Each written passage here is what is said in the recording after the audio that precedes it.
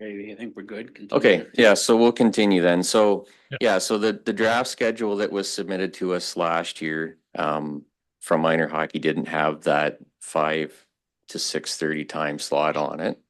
So we continued on. So we're in a situation now where we have, the Canucks have had that Tuesday time slot, from 5 to 6:30 for the last 3 seasons at the arena.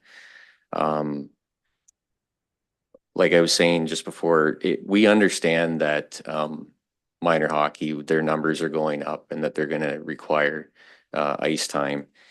Um,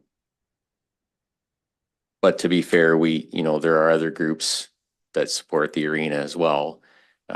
If we look at the seasonal ice user policy that we've had in place now since 2021, um, once we get to a point where our available ice time outweighs or doesn't support the requests, like we have more requests for that ice time than what we have available, then we have to go into an allocation formula based on the number of players, um, historical, what they've had in the past. And, at that time, in the policy, it states that that those minor groups would be required to take a portion of their allocation would have to come from non-prime ice time. So that would be Monday to Friday, 8 to 5. Currently, uh, West Lorne Minor Hockey, all of their ice time that they've had in the past, as well as what's been requested this year, is all prime time ice. Um, so that's kind of how we've got to that point. In the ice user policy, as it mentions in the letter here, from West Lorne Minor Hockey, that I'm just trying to find it here.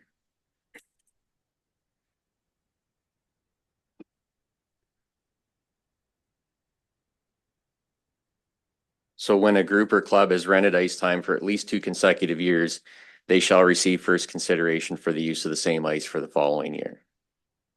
So that Tuesday time slot from 5 to 6:30 has been since the season of 2021-22 for the last 3 seasons has been used by the Canucks. So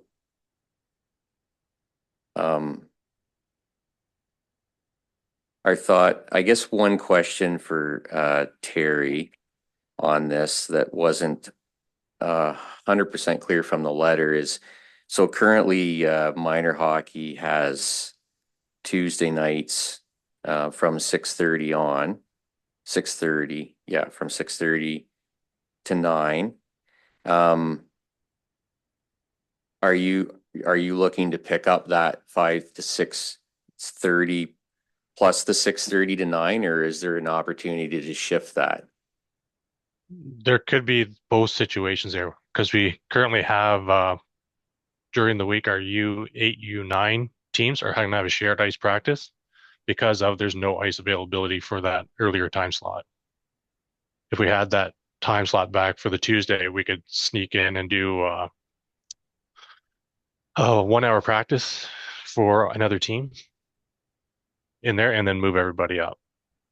Or maybe even possibly do two back-to-back 1 hour practices and move everybody more, put the minor hockey another half hour behind and book that whole night up.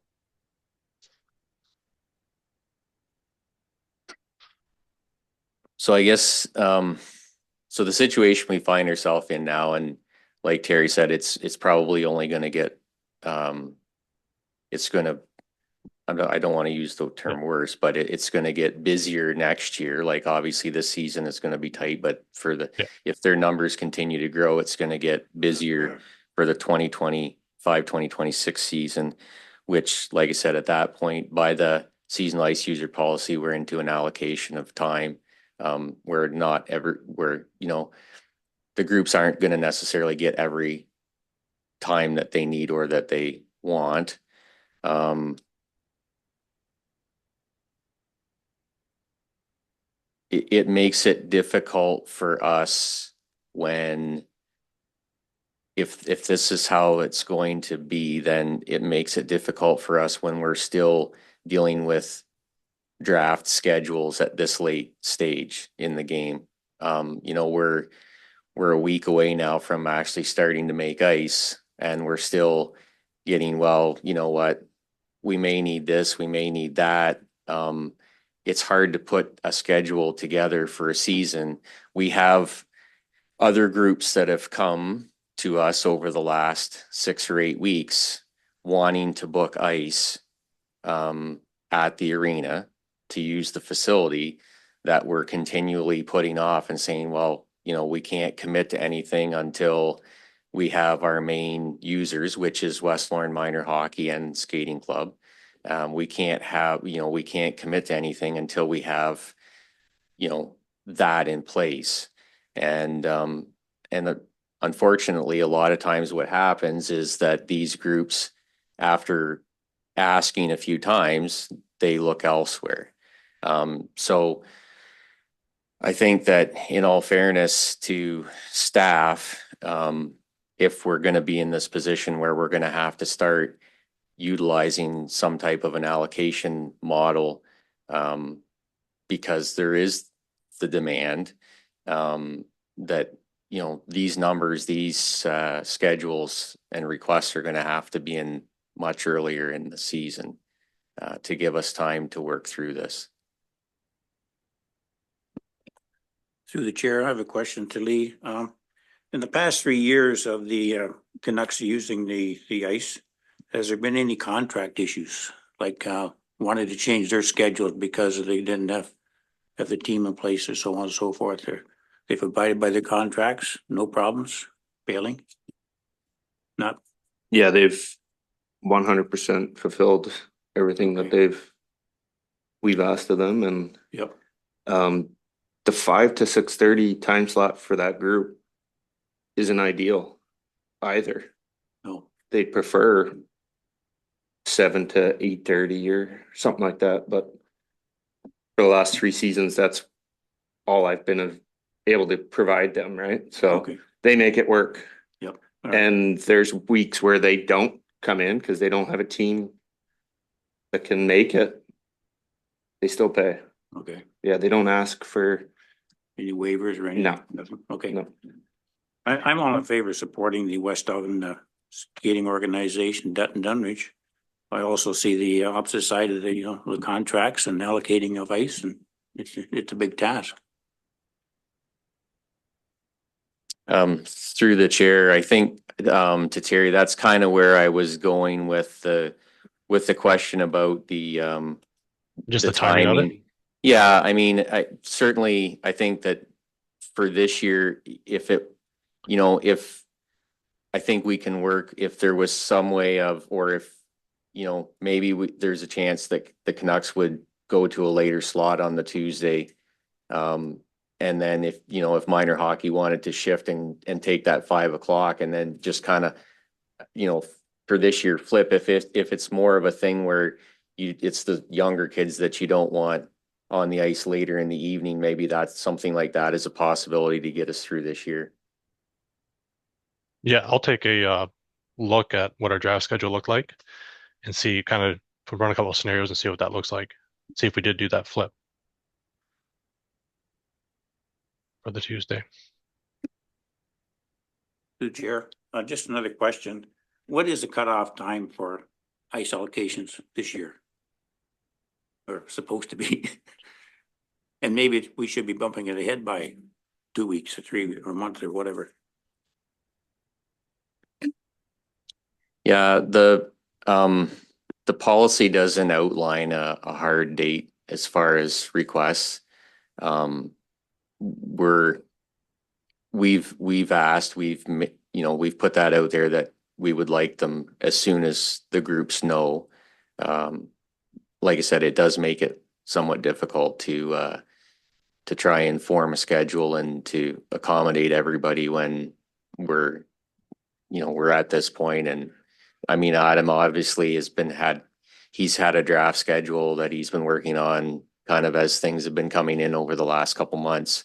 But it's not formalized yet. So, maybe that's something, like I said, and it's great to see that the need or that the wants for the arena or that the request for ice time is growing each year. I mean, that's great for the facility. And what's good for this facility is good for the groups.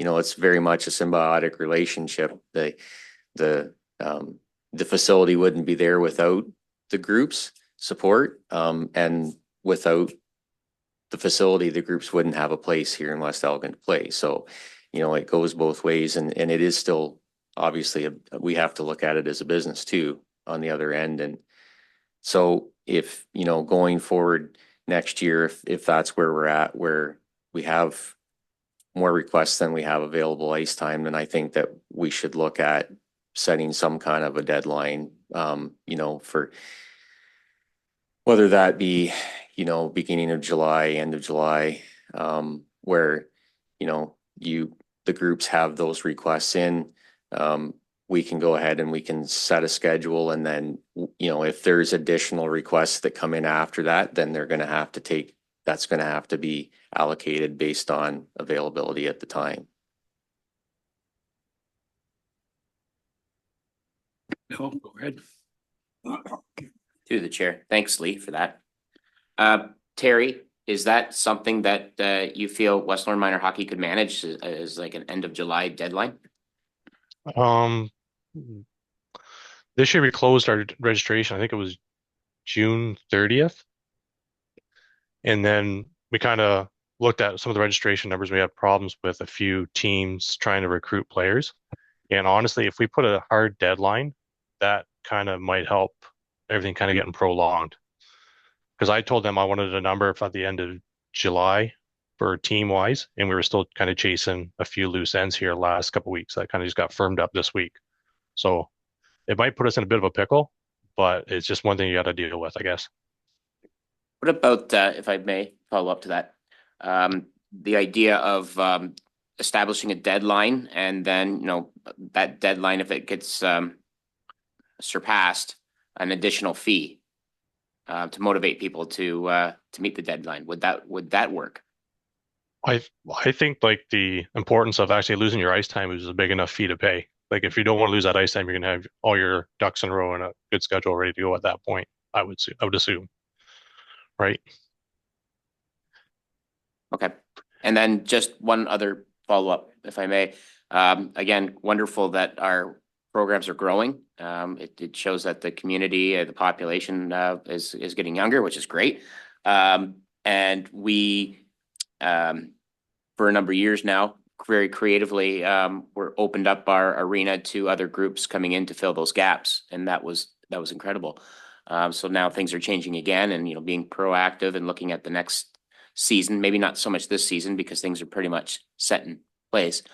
We need to have a good long look at the policy and consider how we manage things for our West Lorne Minor Hockey and our skating club so that they will have the space that they need. And I don't know if that's just by changing that policy to, so that those allotments don't necessarily get provided to outside groups just because that they have been consistently clients of ours for 2 to 3 years.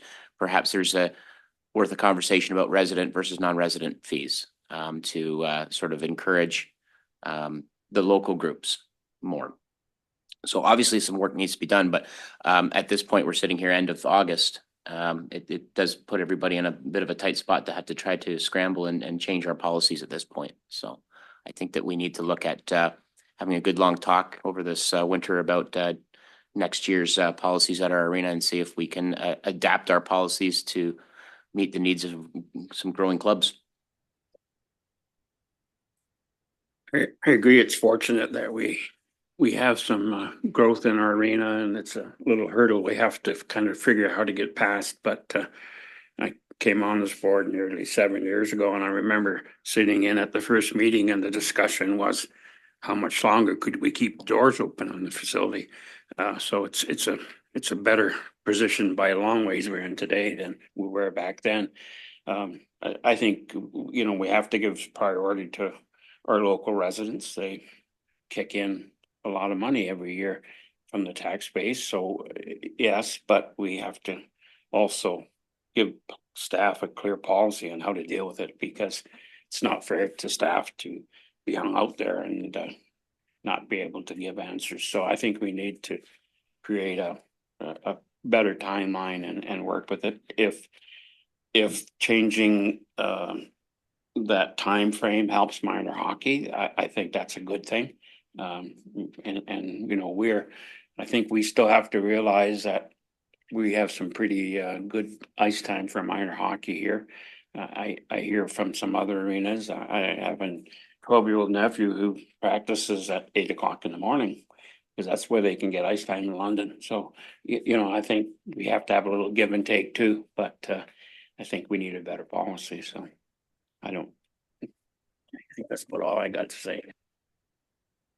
Just to follow up, I guess maybe Terry might be able to answer this question.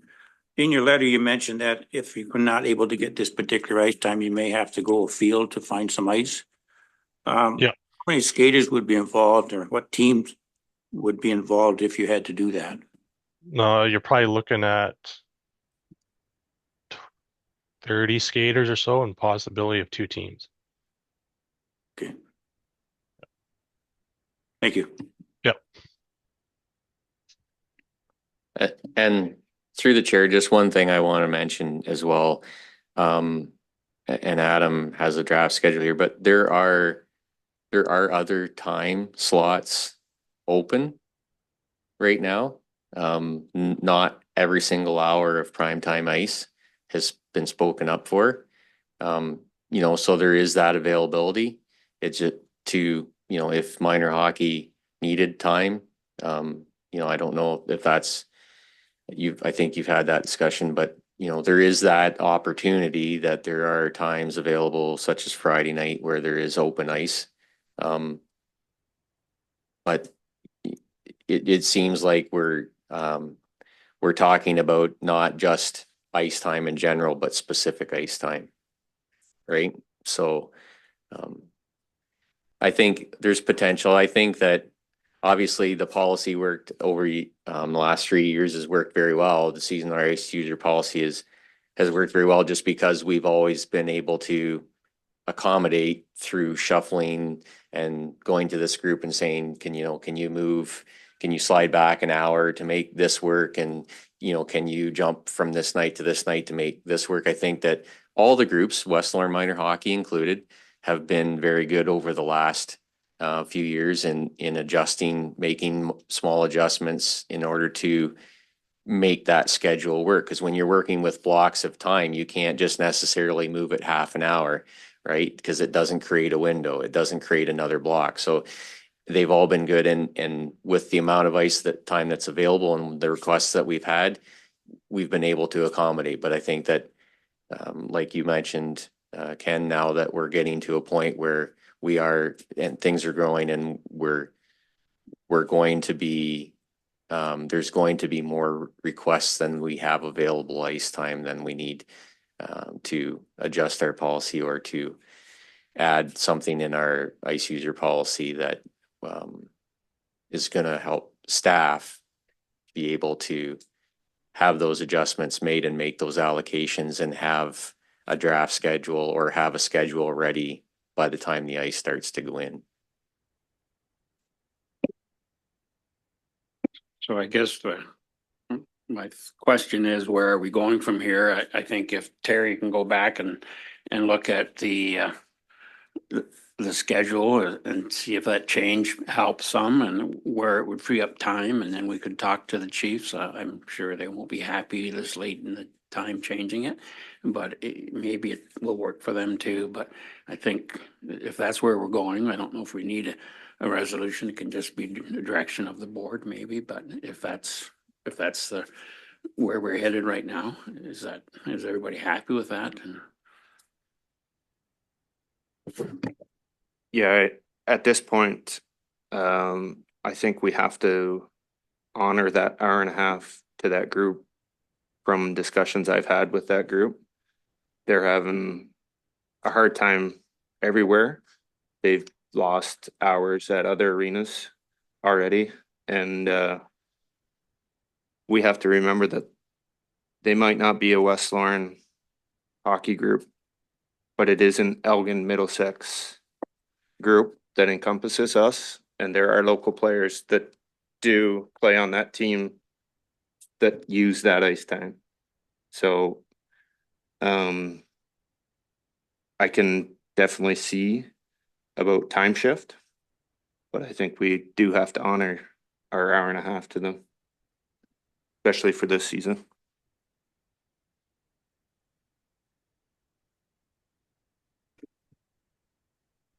Are we good with that, Terry, from your side of it? Yep. And again, I'll try to, I don't really see much that we can really do for this season. We can work around with what we got, but like I say, next season is going to be where the crunch is going to happen. If we get the same registration we had this year. Okay. Beat that one to death now. We're good to move on. Okay, good. Okay. I guess the next one is the approval of the minutes from the April 10th meeting.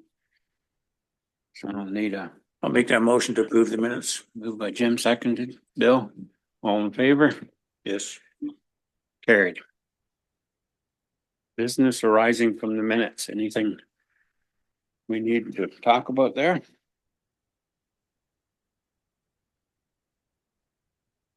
Doesn't look like it. Excuse me, we're going to financials. I see Magna was online, but is that something you're gonna run this, Lee? Through the chair, I believe Magda. Okay. There she is. I think she's gonna go through them with you. Okay, go ahead, Magna. Good morning, everyone. So in your agenda, the statement of financial position is attached. And I would like to go through certain line items in great detail. So we'll start with revenues. So the first line item is donations. That's the line that you did not see when we presented financials between January and March of this year. So this, the total in that account balance comes from a holding account that we set up back in 2020 when we started collecting donations for the arena renaming. So the amount of $7,230.50 was transferred from that holding account. And it's a donation several donations that the municipality received for the arena renaming initiatives. So as I mentioned to you, this event was planned for 2020, but it was delayed to pandemic. So under note 1, if you go to the next page, go under notes, you will find a detailed list of donors as well as expenses incurred since 2020. So expenses along with revenues were sitting on the balance sheet in that holding account. This year, revenues and expenses will be recognized on financial statements. I have also created an expense account for arena renaming, so for additional transparency.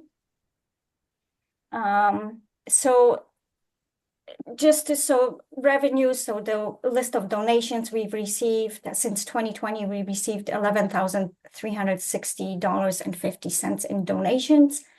And expenses as of last Friday, a total of $7,567.50, which leaves us with additional spending balance amount of $3,793 in that account.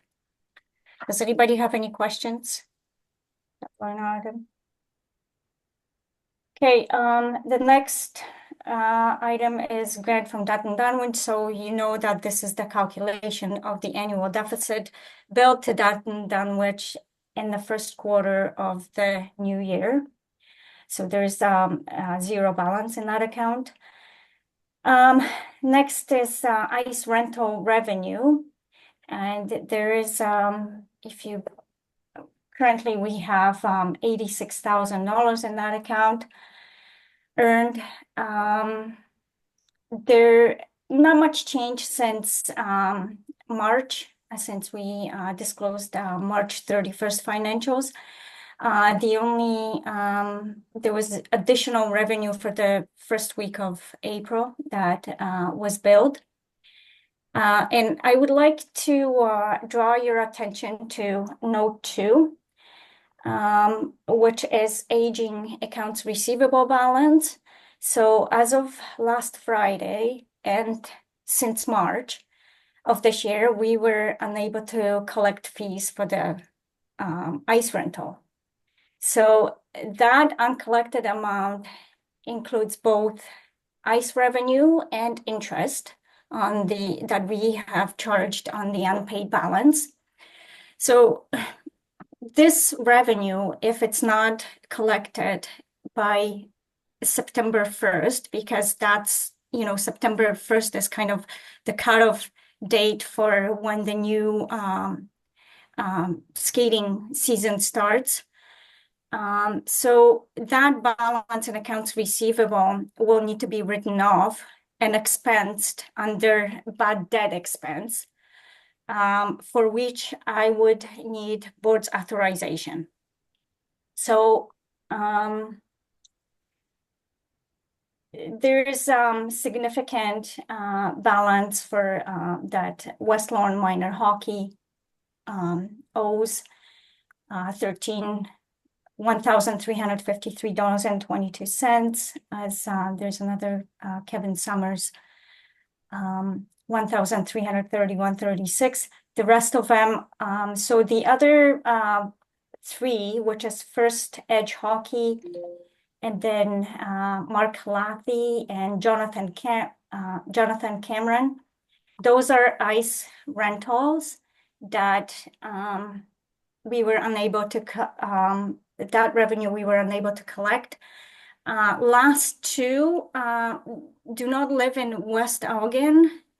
So we've reached out. One is in St. Thomas based on the billing address, and the other one is, I believe, Dutton Dunwich resident. We did reach out to City of St. Thomas to see if we could collect somehow that balance from their resident. Unfortunately, they were unable to locate that resident in St. Thomas. So this is one of them is certainly has to be written off. And then the other one, that would be board's decision, what we're going to do with Dutton Dunwich resident. The other ones are just interest that unfortunately we were unable to collect for the previous unpaid balance or late payments.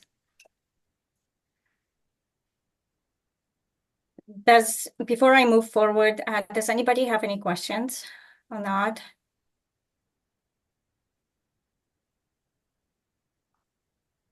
Go ahead. Through the chair. Thanks, Magda. Do we want to address that right now, or do we wait? Do you want us to wait to the end of Magda's financial report with regards to discussion about the debt? I guess I don't have a strong feeling either way, whatever. And we'll wait till the end and we can discuss where we're going. Okay. Okay. Go ahead, Magna, if you like. Okay, perfect. Yeah. So next item is sign rental. So staff, this was done in August, but I wanted to this amount be part of our financial statement, so the board is aware of current advertising revenue. We currently we were able to invoice the total of $6,900 for the advertising, sign advertising at the arena. And there is a list of businesses supporting our arena. And then note 4, since we're on notes, there's also a quick explanation to bad debt expense. So anytime we're unable to collect fees, whether it's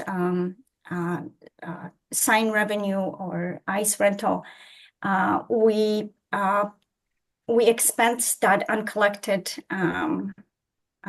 balance through bad debts expense.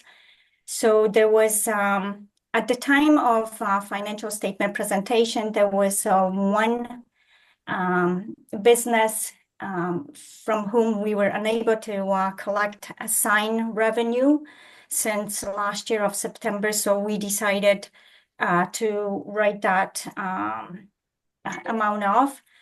However, a couple days ago, we did receive payment for last year. So I will be adjusting financials that will be presented to this board on August 31st, and I will reflect that amount collected. The other $19.15 in bad debt expense, it was just a small amount uncollected. So, you know, $2 here, $3 here. It was the total of $19 of small fees that have not been collected, but we just want to clean up the accounts. So for the new season of 2024-2025. Any questions for revenues?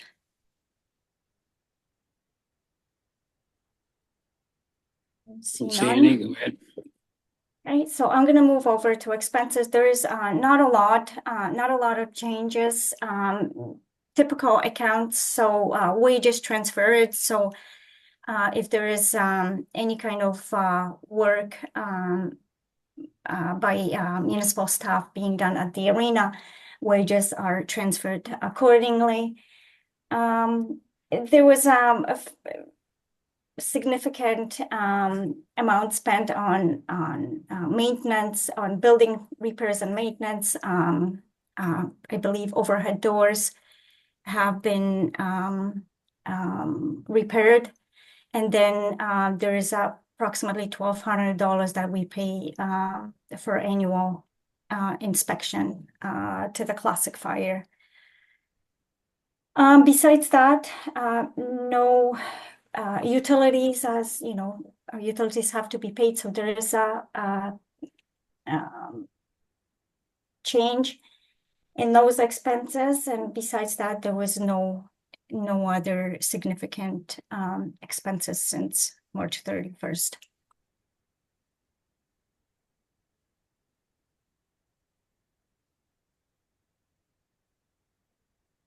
Does anybody have any questions?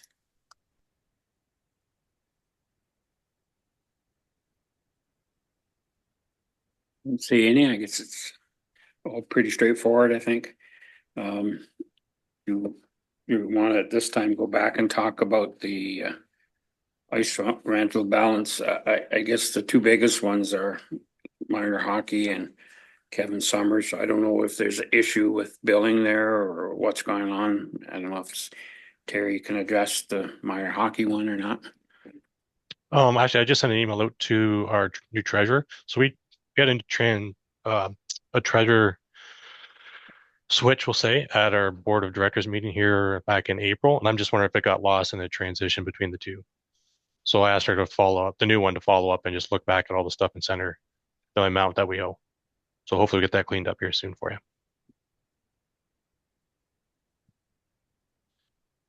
I think the rest of them, except for the two on the bottom, which are just people, I don't know the Dutton Dunwich resident, which one that is, but if you let me know, maybe I'll make a phone call and see if I can jog them along there, but go ahead. I have reached out to Kevin Summers. he is aware of that he owes money, and he plans on cleaning that up because he wants to rent ice again this season. So I guess my recommendation is maybe we wait till after the 1st of September before we write any of that off. And then no sense writing it off and putting it back in as revenue, if that makes sense to Magna. Yes, thank you for that, Mr. Chair. So I will provide another statement on account as of for September meeting. And from that point on, I'll be asking for authorization of on writing uncollected balances off. Thank you. Bill, go ahead. Thanks, Ken, through the chair. And Magna, thanks again. And perhaps because I'm wearing my owner of a business hat right now, I'm maybe a little sensitive. But if my name was on that list, my business name was on this list, I would be livid that we were having this conversation right now. I think that first of all, whether it's a requirement from a municipal standpoint to have these names listed as bad debt, I think it's bad form. I would prefer in the future for those just to be summarized as bad debt and addressed privately as opposed to publicly like this. And again, maybe I'm sensitive, but I think that it should all be written off and we move forward with doing this in a more private way in the future. Thanks, Bill.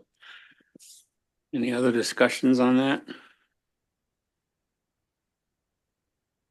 Hearing none, I guess that's staff recommend, could be a board recommendation to staff. Kind of nice to know that if there are some there, but maybe we can do it in a manner where it's not so visible. It's not on the agenda, but I think we should have a resolution accepting the financial report. So I need a mover and a seconder for that. Bill?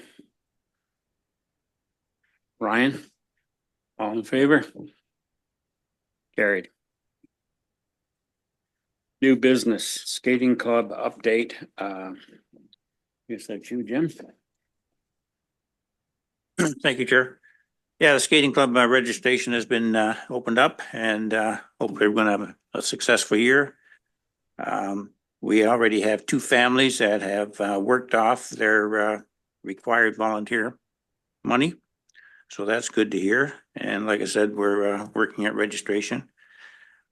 Incoming president, Robin Bespoke, has asked if I could reach out to, would it be possible to have a copy of our current contract for ice times, and could we confirm our ice times? That's number 1. Number 2, could we have confirmation of the start date of our skating season?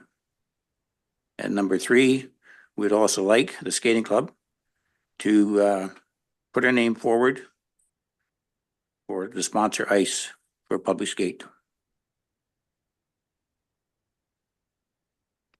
We're prepared to take a public skate sponsorship. So that's about it at the moment. Numbers, I don't really know at this time what we have on the list, but it looks like we're going to have a successful go again. Any questions for Jim? Hang on. Thanks, Jim. Minor hockey update. Terry, I guess you're back on the hot seat again. No, it's okay. We got this. So we have all of our teams kind of finally sorted out and figured out. Now we're just basically in the final stages of doing kind of our first 2-week schedule for Adam, and then our ice contract schedule for Adam. So I imagine you'll be seeing that maybe by the weekend, but more likely first part of next week. And our registration numbers are approximately about the same as last year. We have lost a lot of older players, like the U18 age group, but we have got a lot of younger kids, which is good. And if, like I say, if we keep having that same steady growth, or if those kids stick around for the next couple of years, when we get to the U13, 15 age group, it's going to be a little tricky kind of managing all that, I believe. But we can deal with that when we get there.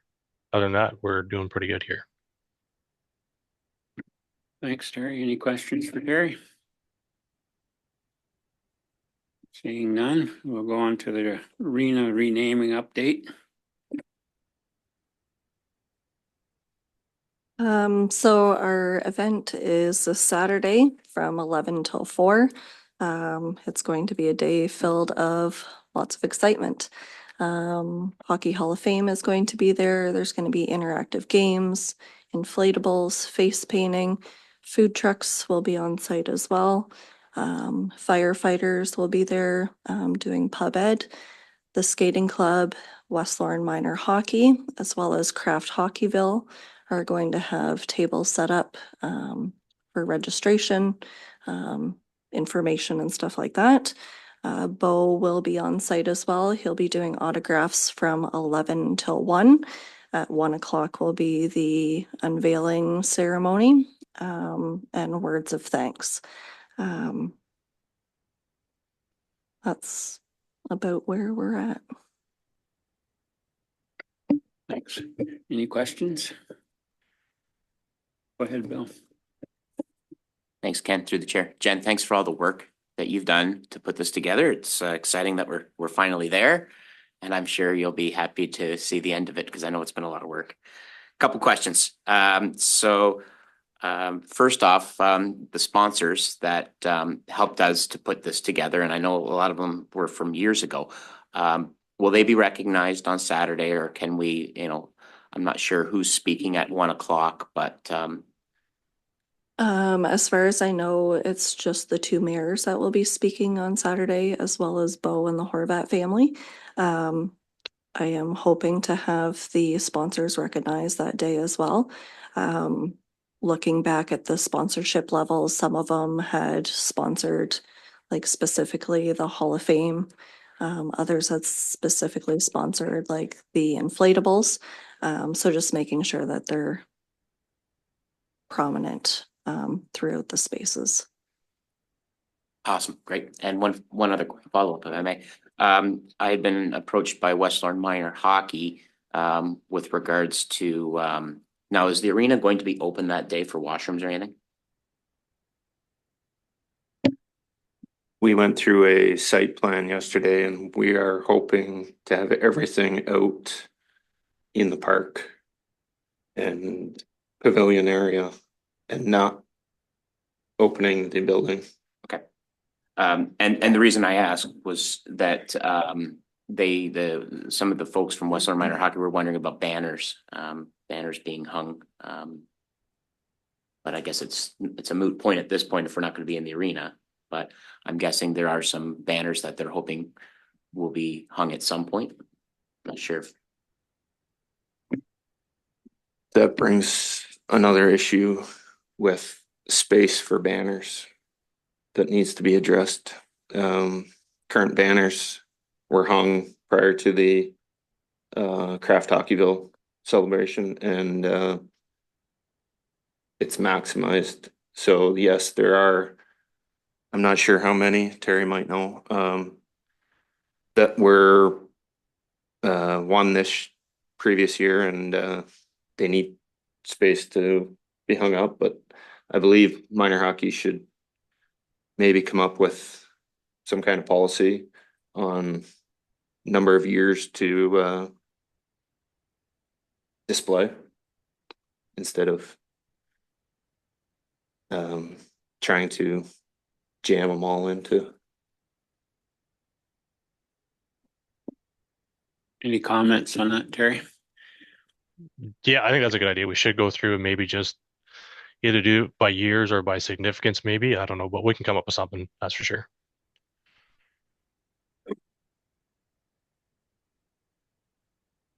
Anything else on the arena update? If not, again, thanks, Jen, for all the work. Staff operations update. Oh, go ahead.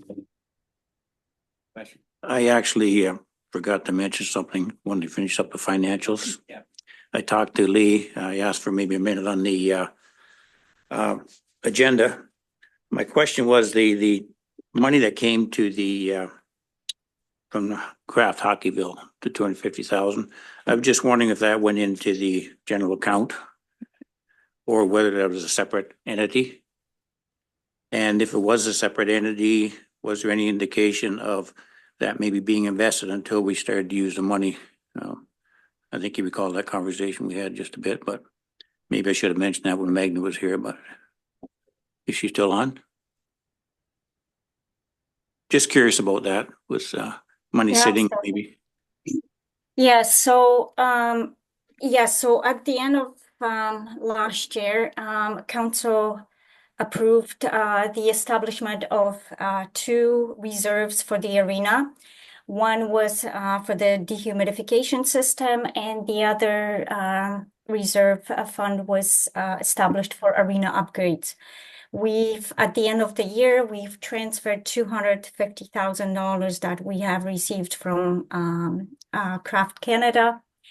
And additional $150,000 was transferred from general prior unused reserves to arena upgrades reserves. So currently we have a total of $400,000 allocated for arena upgrades. And as of end of this year, we should have $240,000 available for to install the humidification system in the arena. As far as investments, based on what I know, for the dehumidification, there is a need for that system in the arena. And I believe staff will be bringing a report to the arena board sometime in the fall with their recommendations. As for arena upgrades, I would need a timeline from the board on when the upgrades are planning to happen. So currently we our saving account earns interest roughly. Now last year was around 5%. This year interest rates went down a little bit. We're getting 4.5%. So that interest as of this year will be allocated to arena upgrades reserves. If the board is looking for a little bit higher interest rate, perhaps we can look into options of investing that money into GICs with a little bit higher interest. But again, sorry for that. Unfortunately, I cannot make that decision until we know the timeline of this project. Thank you, Magna. So basically, we're getting some interest on this allotment of money, and it's just not sitting in cash. And okay, yeah, I realize the GIC rates, and you don't want to maybe lock it up for, but there are stuff out there. So, thank you. You're welcome. And if there's one more thing, comment with respect to notes to the financial statements that Councillor Denning made. This was an overlook on my side and I would like the board to know that the notes section on the agenda will be replaced with like the information on who owns what will not be available. So we're gonna revise the notes to the financial statements and will be replaced for the public review. Thanks, Magna. Appreciate that.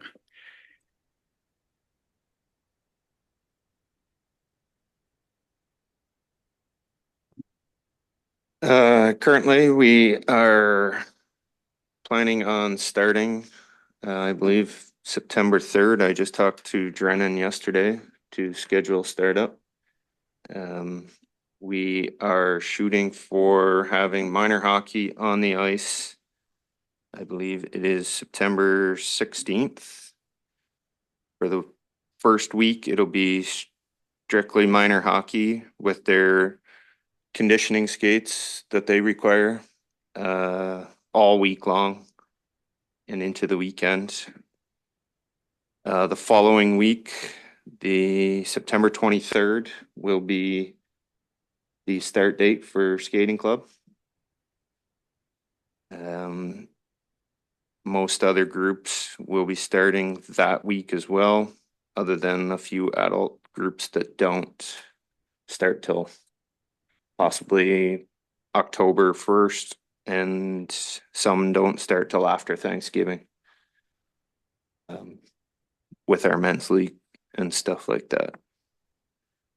I do have a few groups on hold right now, waiting for ice time, but I keep pushing them off as much as I can till I know otherwise. But we've done a few little bit of painting, touch-ups, nothing too serious inside. Yeah, that's where we sit. Through the chair, I guess just to follow up on Adam's comments, we also right now have a job posting advertised. It closes the end of this month for part-time casual arena operators. Obviously, with with the amount of ice time that we have, we certainly can't cover that just with our full-time recreation staff. So as in past years, we've always had at least 2 part-time arena operators for that season. So we are actively looking for one right now. And that job posting closes the end of this month. So hopefully we can update the board on give them a name of a candidate or of a new employee come September. Go ahead, Bill. Thanks, Ken, through the chair. Thanks, Lee. What's that job entail? Their hours are mostly weekends, and they are an operator. They are responsible for the building and maintain the ice. Thanks. Same job as a full-time operator. So there's training required for Yeah. them to be able to do the job. Yep.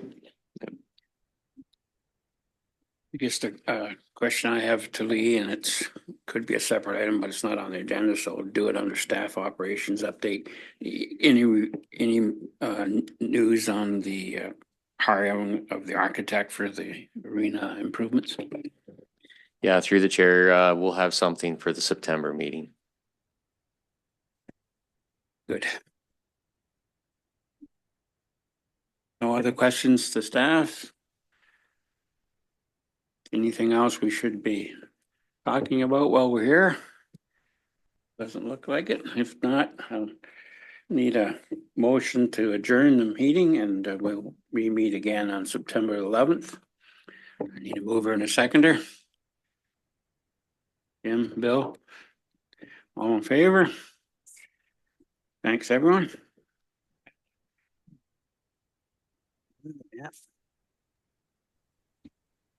Bye, everybody. See you Thank guys. you. Yep.